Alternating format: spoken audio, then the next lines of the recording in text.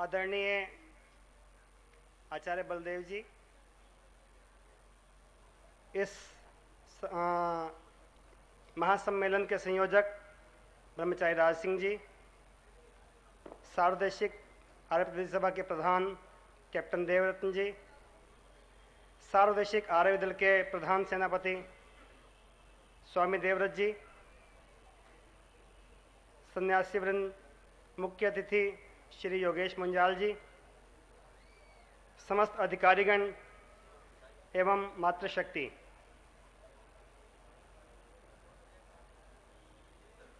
सर्वप्रथम देश विदेश के कोने से यहाँ एकत्र हुए आर्यवीरों से कहना चाहूँगा, उठो दयानंद के सिपाहियों, आज देश तुम्हें पुकार रहा है। नित्य बढ़ते अनाचार व अपसंस्कृति के कुठाराघात से भारत मां क्रंदन कर रही है। पड़ोसी देश भारत में विभिन्न तरीकों से अशांति फैलाने के कुचक्र रच रहे हैं। देश के युवकों का चरित्र हनन का पूरा चक्रव्यूह रचा जा चुका है। भारत मां के करोड़ों सपूत नशे, जुए और व्यभिचार में बुरी तरह फंस चुके हैं। टीवी और सिनेमा में 24 घंटे अश्लील कार्यक्रम दिखाकर युवा शक्ति को पथभ्रष्ट किया जा रहा है। आज का युवक भारत की महान संस्कृति से कटकर भूलवश विनाश की ओर भाग रहा है। भारत मां अपने सपूतों की दिशा को देखकर आंसू बहा रही है। युवकों के नाम पर कार्य तो अनेक संगठन कर रहे हैं, पर उनका उद्देश्य केवल व्यक्तिगत व राजनीतिक हित साधना ही है। भारत की महान वैदिक संस्कृति से युवकों को जोड़ने का कार्य केवल आर्यवीर दल ही पिछले 80 वर्षों से कर रहा है।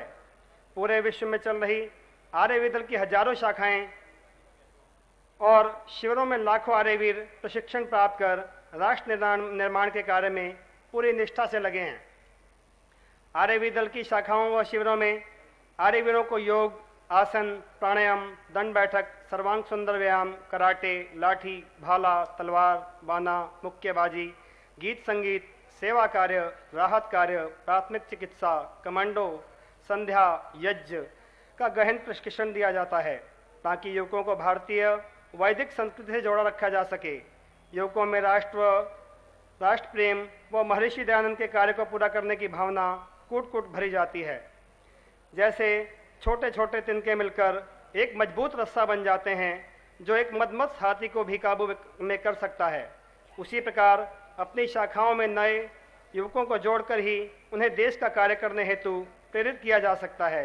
आप सभी आर्यवीर अपने संगठन को मजबूत कीजिए, कल हमारी मुट्ठी में होगा। इसके पश्चात मैं विभिन्न प्रांतों से आए हुए आर्यों से कहना चाहूँगा, जिस प्रकार आप सभी की अपनी संतानें हैं, आर्यवीर दल आर्य समाज रूपी माता का पुत्र है। आप सभी से अनुरोध है कि इस माँ को बांझ न रहने देवें। आज ही अपनी आर्य समाज में आर्यवीर दल की शाखा की स्थापना करें और आर्यवीर दल के अधिष्ठाता का निर्वाचन करें। अधिष्ठाता शाखा की स्थापना में महत्वपूर्ण भूमिका निभाते हैं। आर्य समाज के सदस्यों के बच्चों से भी अपना आर्य समाज की मुख्य धारा से जोड़ने के लिए हर वर्ष प्रतिवर्ष एक शिविर का आयोजन किया जाता है। आप सभी से अनुरोध है कि अधिक से अधिक संख्या में अपने व परिचितों के बच्चों को इस शिविर में भाग लेने की प्रेरणा दें। जिस प्रकार किसी पौधे की छोटी छोटी कोंपलें सूर्य से दिशा प्राप्त कर विकास प्राप्त करती हैं, उसी प्रकार आर्यवीर दल को भी स्वामी देवव्रत जी रूपी सूर्य से सदैव दिशा निर्देश की आवश्यकता विद्यमान रहती है। ये कोंपलें ही विकसित होकर भविष्य में आर्य समाज बनेंगी, अर्थात आर्यवीर दल ही आर्य समाज का भविष्य है। आइए हम सब मिलकर महर्षि दयानंद के सपने को साकार करने में अपनी आहुति दें। इतिहास साक्षी है, जब जब देश पर विपत्ति आई तब तब आर्यवीर दल ने अपनी सेवा से एक नए इतिहास का निर्माण किया। उत्तरकाशी का भूकंप, चमोली का भूकंप, उड़ीसा का चक्रवात, गुजरात का भूकंप, लातूर का भूकंप, महाराष्ट्र का और अंत में सुनामी लहरें, सभी जगह आर्यवीर दल ने लंबे काल तक सेवा कार्य कर अपनी अलग पहचान बनाई। इन सेवा कार्यों के लिए मैं प्रेरित जिन्होंने मुझे किया, मैं उनका ऋणी हूँ, आभारी हूँ। वह नाम है ब्रह्मचारी राज सिंह जी, इस सम्मेलन के संयोजक, विनय जी इस सभा के महामंत्री, और विजेंद्र आर्य जो इस पूरे कार्यक्रम के शुरू से अंत तक नींव की तरह जो है, नींव के पत्थर की तरह जो है इसमें विद्यमान रहे इस कार्यक्रमों की योजना बनाने में।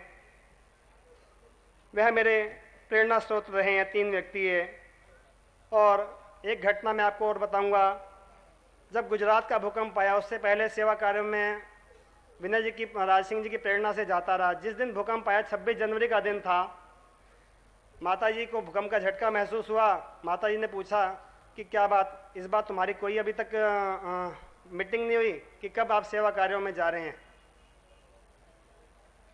तो मैंने कहा मैं अभी पूछता हूँ, अभी तक कोई सूचना नहीं आई है। माता जी ने कहा इसमें देर न करो और तुरंत जाओ और सबको प्रेरित करो कि इस कार्य में जाना है।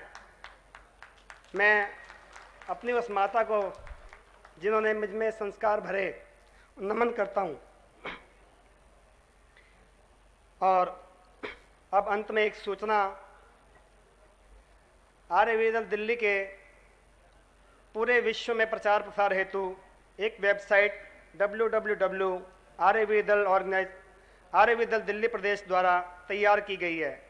पूरे विश्व के किसी भी कोने से इस वेबसाइट को खोलने पर आर्यवेदल की स्थापना, इतिहास, उद्देश्य, संगठन, शिविर, शाखा की विस्तृत जानकारी एक क्लिक पर उपलब्ध होगी।